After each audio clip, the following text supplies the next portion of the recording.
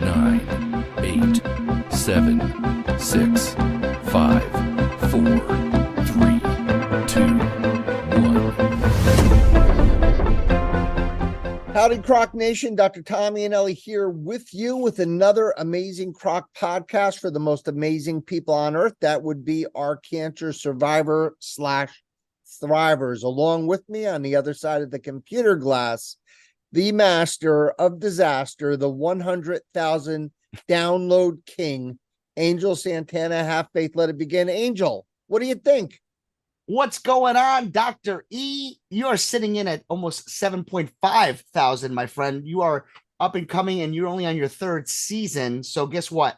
You are hitting bigger milestones than I did in my first 3 seasons. So what's up, my friend? I missed you. Well, I appreciate those kind words. However, this is a moment to reflect. Everybody here at the CROC podcast, from the board of directors to all of our beautiful survivors, really want to wish you nothing but congratulations and blessings and further growth for your amazing podcast. For our survivors out there who may not be aware, Have Faith, Let It Begin is Angel's baby. He does it every day, Monday through Friday. It's a podcast about inspiration, about spirituality, deepen your relationship with your creator and your fellow man and women and children out there, and just have a better life. And you will also get the extra added advantage of having a few laughs now and then, and you'll get to hear me on Mondays. I feel like I'm selling Ginzu knives. Hey, I feel like, if you go and listen to Angel, you'll be inspired, you'll be uplifted, you'll laugh, and you'll get a piece of me. Anything else for $9.95, Angel? That's it. But wait, there's more. You get the CROC podcast, and it starts right now. Exactly. Well, Angel, this is sort of like Yogi Berra said, deja vu all over again. So about a week and a half ago, Angel and I started this podcast on TikTok, and we got about maybe 15 minutes into it, and we had some technical difficulties, lost the podcast, and then I went on vacation. So I apologize for missing you guys last year, both my CROC Nation as well as the Have Faith Nation. But you know what? We're going to buck up, and we're going to do it all over again, and we're going to talk about the word toxicity. Angel, I want to tell you that toxicity is everywhere, and no one escapes having toxicity in their life. Some people are more, lucky than others. Some people are not. Some people have a little bit, some people have a lot. And my inspiration for this podcast was, over the last 6 months or so, I've been kind of in a rut, and I've been not really taking terribly good care of myself and doing the things I need to do, and getting tired and come home and collapse and the whole thing. And I thought, what a great opportunity for us to talk about toxicity in many, many different forms, because we all have to deal with it. And it's just is what it is. And I think when we look at the different aspects or columns or categories of toxicity, all of us might have some of us might have some toxicity in our families, with our friends, with our thoughts, with our work, with our health. We think about addictions and all that type of thing.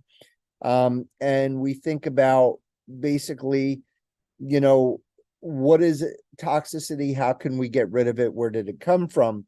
And I think the whole purpose, or my motivation and Angel's motivation, is always about trying to make your lives better. The survivors, you survivors and thrivers, have enough on your plate. We've been advocating for you now on going on 3 years, plus an additional 20 from the other aspects of the CROC, of our CROC organization. But we really believe, and we believe with our heart of hearts, that you guys have enough going on. You don't really deserve any toxicity. But you're human, and you're going to have a little bit of toxicity. So let's see if we can lessen it for you. Every possible way that we can help you guys reduce this drain on your soul, we will do that, because, you guys are worthy. I know you don't think so, but you are worthy, and you don't have the time, you don't have the energy to spend on this. So let's see how we can show you how to remove toxicity. So let's first start with going through the basic definition of toxicity. I think that would be a good place to start. So toxicity, according to our friend Merriam-Webster, is the quality or state or degree of being poisonous. That's a very strong word, Angel, and I think it really fits. Oh yeah. Because people can be poisonous to us. Also, the second meaning, part B, is an extremely harsh, malicious, or harmful quality. So let's look at those words for a second, Angel. Poisonous, harsh, malicious, harmful. You get the point. Oh, without a doubt. I mean, sounds like my first relationship, but I get it. Yeah. And the other thing I want to talk about is Einstein's famous quote about sanity and insanity. So this actually applies to me. So Einstein said insanity is basically doing the same thing over and over and over again and expecting different results. And that certainly is me. So I think a lot of times in our survivorship, we talk about toxicity in different aspects of our life. And I think we think it's going to go away all by itself if we just ignore it. But guess what? It's not. You really can't think in your mind that magical thinking that, it's just going to disappear, or if you ignore it, it's just going to go to the wayside. So I think one of the things we're going to help you with today, Angel and myself, is to talk about toxicity as far as, putting it in perspective of what's your wheelhouse. So a wheelhouse is, what is your strength? What is that happy place, that safe place that you go to when the world's about to end? What is your power spot? So in some people, for me personally, it's taking care of myself and eating healthy and doing some great exercise and feeling really good. That seems to be my sinoatrial node. That's that part in the heart that starts your heartbeat. Like, that is your spiritual side. That's what really makes you Superman. Last time in our truncated podcast, we talked about kryptonite. Angel's favorite superhero is Superman.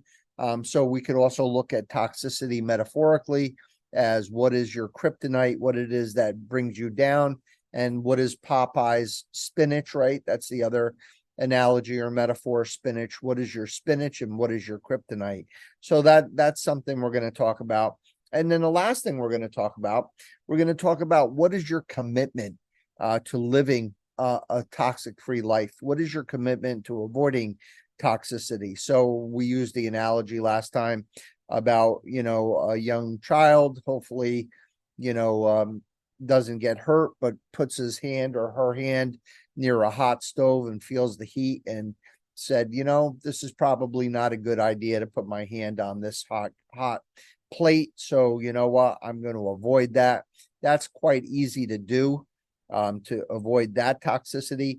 And that's a path, that's pretty easy. But the bad news is there is no easy path to a toxic-free life. You have to put in the work, and anything that's worthwhile, Angel, you always have to put in the work.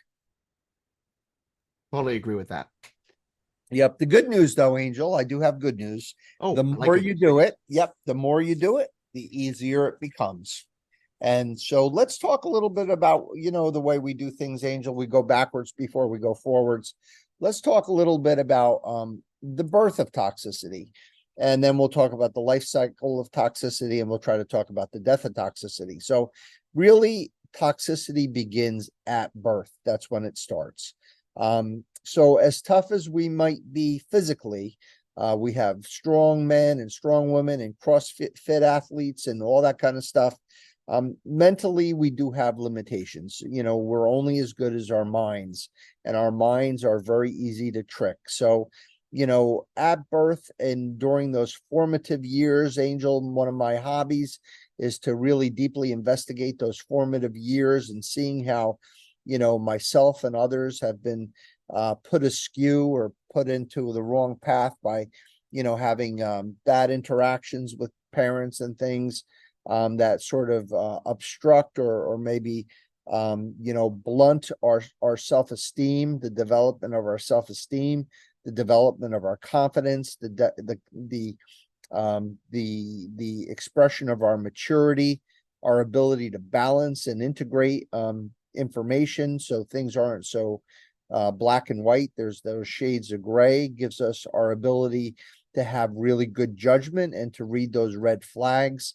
And, I think a lot of that puts into play some of the reasons why we have toxicity in our life, and how we haven't moved to get that toxicity out of our life. So that's the birth of toxicity. Would you agree with that? I mean, I think you nailed it right on the head. Yeah. And then the life cycle is unfortunate. It's like a parasite. And we mentioned that as well last time.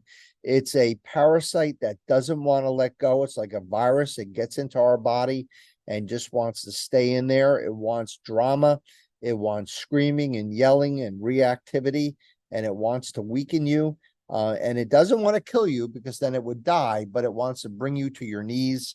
And it's unfortunately something you're going to have to deal with. It's not going to disappear. If you want to live a better life in your survivorship, which again, for the 80th time, you will deserve, you're going to need to deal with this.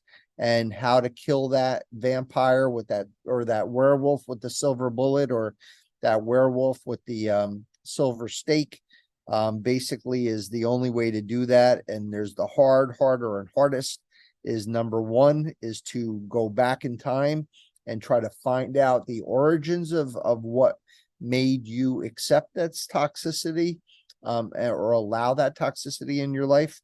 And then harder would be identifying the toxicity now, and hardest would be to eliminate that toxicity. So let's go through the process. So let's go through all the different sort of, we put those bundles together, right? Those categories. We talk about family, we have friends, we have thoughts, we have work, and we have health. So we'll talk about family. I think everybody would agree that you could pick your friends, but you can't pick your family. And sometimes, and again, in my case, it was parental, having some, parents that had toxic behaviors or did things that caused toxicity in my life and moving forward. And of course, I'm not telling anyone to disown your parents. But we will tell you how you can make things a little better with your family. You might have siblings that you have disagreements with. I don't have brothers or sisters, but I certainly have had, have cousins, and, I haven't had all the best relationships with them at times, and that's on me as well. Getting back to the same expression, you can pick your friends, but you can't pick your family. What if you pick your friends poorly? What if you just, pick a bunch of friends who are just really downers, or really kind of making your life not really fun? I know that I've done that, and I know my daughter, my oldest daughter, was in high school, and could have sworn that these people were her friends, but they certainly weren't. She didn't really discover what a friend was until she went to college and got a bunch of awesome friends who I love. And I wish I could go back in time and take all those nasty girls and play some kind of a really cool trick on them, but that's probably not a very spiritual thing to do. But as a father, you would understand that, Angel. You are forgiven. Yeah, thank you. Toxic thoughts, controlling our minds is not an easy thing. I know all of us have these thoughts of negativity and fear and all these types of things, and self-questioning, how good you are, or your self-image, or your self-confidence. So that's another area of toxicity that I want you guys to start investigating. Work environments can be very toxic. I know, Angel, you went through a tough time, may still be going through a tough time, as I am. My partner of 20 years retired, trying to figure all that out, trying to figure out life in a tough, stressful environment, trying to limit that toxicity. And also with health, I mean, God bless our survivors out there, Angel, but I'm sure some of them are really struggling. They already have cancer on their plate. Then they have all the side effects of the treatments. Maybe you guys have been, put on pain medications, and you just, couldn't figure out how to stop or reduce it, or let it not control you. Maybe in addition to your cancer, you might not be taking care of yourself. I remember for many, many years when I was younger, since all the men in my life, all my family members died so young, I think I subconsciously thought, I was going to die anyway. So why bother taking care of myself? And I think a lot of survivors probably feel that way. It's like, hey, I have cancer.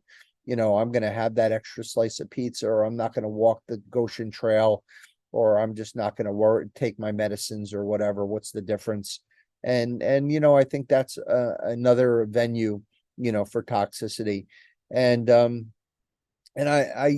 Angel, when I go through these categories, you must be checking off box 1, box 2, box 3, box 4, because there really is no, there is no safety. We all are there, man. We all got to deal with it. Absolutely. Yeah.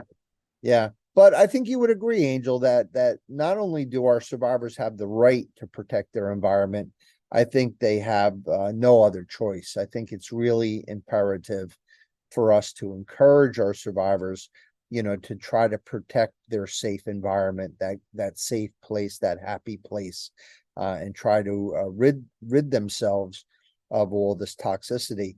And the bad news is that we don't want to create, a sense in you guys to run out there and, call that friend who really brings you down and say, Dr. E and Angel told me never to talk to you again. Or, like I said, a parent who might, be overly critical or whatever, say, I disown you, mom or dad. And Dr. E and Angel said, I don't have to talk to you anymore. Or go out and quit your job and say, I quit my job because you guys are toxic. And Dr. E and Angel said, I don't have to work anymore. And they're going to send me a check every month, from the proceeds of their podcast, which are zero, by the way. So if you're expecting that check, it's not coming anytime soon. But I do want to tell you that the way you're going to do this is very, very beautiful. It's going to be extraordinarily spiritual, and it's going to be very loving, and you're going to have patience, and you're going to have empathy, and you're going to have love when you're establishing these new boundaries, because the mistake that I've made, again, over and over and over again, is that when I do stand up for myself, it's usually done in a very explosive and reactive way. And the person that I'm dealing with, like, looks at me like, who are you? This is like, because they know you for that person that has accepted this toxicity for as long as they can remember. It's not fair to them that you're nuking something that they're not going to really understand what you're talking about. They're not, believe it or not, as obvious as the toxicity is, you're going to be gaslighting them. That's a famous term, right? Where they're going to look at you and think that you're the problem. And you know what? You are. You're being toxic to toxicity, and two negatives don't make a positive. But if you are subtle and loving, and you don't gaslight them, and you let them get to know you as someone who will not tolerate that anymore. And if you do that, and you do it in the right way, you might actually change that interaction, whether it be with family or friends or work or whatever. You might be able to do it, you might be able to retain those relationships and actually make them healthier, because maybe people really don't want, to be toxic to you. Maybe you have something to do with that. Maybe you are part of that sort of toxic dyad where you guys are clashing in whatever relationship. So it's really important that you recognize that everyone knows the old you. They respond to the way you've asked or demanded to be known. And now you're changing the rules. And I think you have to give them sort of the, the information that your rules have changed. You have to give them the new set of rules, and you have to do it again in a very subtle and loving and kind way. And then the last thing, Angel, it's a real nice short podcast today. We're going to talk about our commitment to eliminating toxicity. So, you and me, Angel, we, both have lived our entire life trying to lose weight, right? Or get stronger, or, get healthier. And what is our commitment to that? We certainly talk a lot about it. We certainly have tried a million different times to do all sorts of different things, but the fact of the matter is, you're not going to see me or Angel in a Speedo anytime soon, right? So, I see Angel shaking his head. Oh, no. Yeah. So, I mean, that's what is your commitment to this? I mean, we say what we want, but we're not acting like what we want. I remember for the longest time, I always wanted to do a pull up, right? So I bought all this equipment and I got this machine and, it cost a ton of money and it was supposed to help get me stronger to be able to do a pull up. And that machine really was a very good coat hanger. It was really the most expensive coat hanger I've ever seen because I'd put my clothes on it and I'd hang shit on it and it was wonderful for that, but it didn't do what I wanted it to do because I wasn't committed to it. Um, are you afraid to jettison someone who's really not your friend? Someone who really doesn't care about you? Is that bothering you? Are you committed to make the hard choice and, just kind of protect your environment or determine who should be in your environment? And how about allowing your thoughts to capture you, your thoughts of fear that control us? And I was with Denise down the shore for our week down at the Jersey Shore, and we stopped at our favorite coffee shop and we ordered our pre-vacation breakfast where we're just waiting to check in. And we're eating our avocado toast and are having our coffee and bagel and all that kind of stuff. And I look on the wall and it says 99% of what I feared in my life never happened. So, our thoughts are controlling us and all these fears and things. But how many of them actually happen? Probably not a lot. And at work, making those hard decisions, putting those boundaries, even if people are in a position of being our bosses or our superiors, that doesn't give them the right to abuse us or to make our work environment toxic. So my nurse practitioner a couple of weeks ago came, approached me with something she thought could be done better to make her work environment better. And I was very open. I said, you know what, you're right. Let's change things around. Let's make things better for you. Whether it be the office is too small or there's too many people in one office or whatever it happens to be. It might be something really silly, but whatever it can be to help our coworkers have a better work experience. I think that's our job to do that. And it's our job to also make that happen for ourselves, not wait for your boss to make that happen. And we have to really, Angel, and this goes for you and me first and foremost, we have to deeply evaluate our thoughts and our actions. I think the question I'm going to ask you at the end of the podcast is, do your thoughts align with your actions? Do your desires? If you were to be a Martian and you were to come down and observe human behavior and read our thoughts and say, okay, this is what I want in life. Are you doing the things that are required, to achieve that life, to have that non-toxic life? And if our thoughts and actions align, then guess what? That's a really good indicator. That's like a psychological vital sign. We did a whole series on that. We are on the right path if our thoughts and our actions align. What if our thoughts and actions do not align? And do you really want to be on that path or not? And if you don't, that's okay. It's scary. The stuff we're talking about is scary stuff. If you want to have that occasional hot dog binge, if it was me, or sleeping in and not getting up at 5 o'clock in the morning one day and, just like, not getting a head start on your day, or missing a workout, or going to dinner with someone who, is important to you, but may not be the healthiest person for you to be around. That's okay. It's at least you're trying, and it's desirable to give it up. But if you're not ready or you want to do it in small steps, there's nothing wrong with that. That's absolutely fine. But it does require one thing. It requires honesty. You need to be honest with yourself because, again, insight creates the impulses to make those changes. And finally, to end, Angel, if you truly want to live a toxicity-free life, and you're afraid to give up some behaviors or afraid to confront the 800-pound gorilla in the room, fear not, because you're almost there. If you know about it and you're just not ready, You will be ready one day. It just has to happen in God's time. It's not in our time.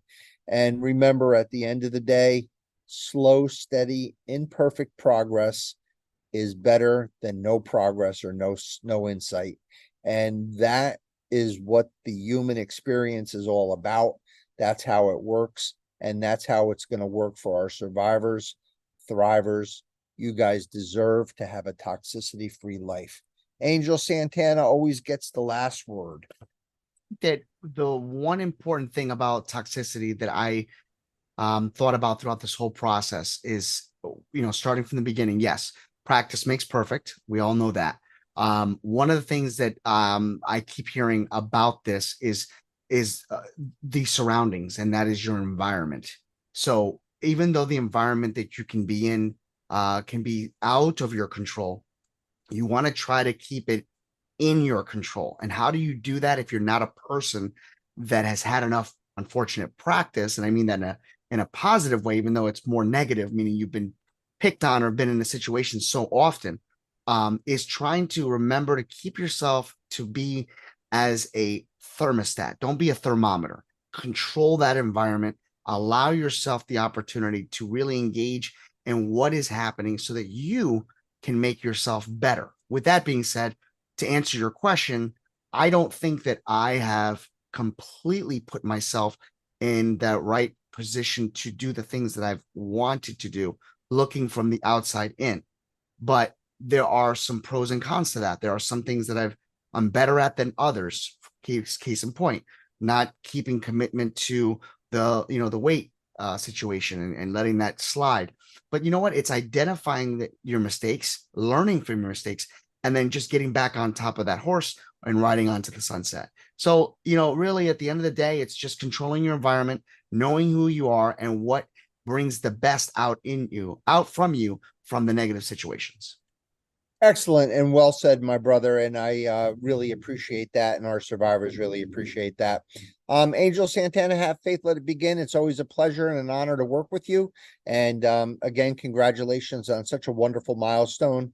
To the CROC board of directors. Hey, guess what? The fall is upon us. It's after Labor Day. You know what that means? That means it's time for a board meeting. That means it's time for some amazing food and some amazing company and friendship and some fellowship. Can't wait to hear some feedback from you guys and make sure that Angel and I are doing what we need to do to help our survivor thrivers. Michael John Benzea, Charlotte Larson, for your belief in us. We adore you. We love you. We thank you. And of course, last but not least, I forgot it. I forgot my friend Rod. Rod Freeman, I miss you, brother. It's time to get some work done together. Thanks for everything you do for us, for our survivor thrivers who have a little side gig or want to get a website up or want to write their personal journals and want to do it electronically. Rod Freeman would be your guy. Small Biz Up, check the website. We have a connection to his business, and he has done everything to help the CROC podcast grow as well as it has. I can't wait to meet our new intern, Angel. I think her name is Julie. Can't wait to meet her and see how we can help her help us. And you know how we end, Angel? We do our pep talk to our survivor thrivers. Listen, having cancer, being diagnosed with cancer, being treated for cancer, like that's a lot. That's a lot. It is a terrible disease. It's a disease that has a stigma. It's a disease that has a lot of repercussions. The treatments are not easy. The thought process of having to go through your survivorship, worrying about your kids, worrying about being alive tomorrow, worrying about being alive in a year and a month, in 3 years and 5 years and 10 years, watching your kids grow, watching them graduate, watching your grandkids. These are all things that, threaten your life every day. These are things that, continue to pop up in your life. Even if you had perfection in all the other categories with your family and your friends and your work, it's your thoughts that sometimes can be toxic. I want to let you guys know that you are worthy and deserving of a toxicity-free life. You are deserving of a loving and special and bright future. You are deserving of having to just wake up every day without feeling the weight of the world on your shoulders, because you guys are brave, you guys are courageous, you guys are loving, you guys are smart, you guys are funny, you guys are beautiful. You guys are perfect. And on behalf of everyone here at the CROC Podcast, we end this podcast as we end every podcast by wishing you all a long, healthy, happy, and cancer-free life. God bless you. God be with you. Peace. We'll talk to you next week. Angel, thanks for everything.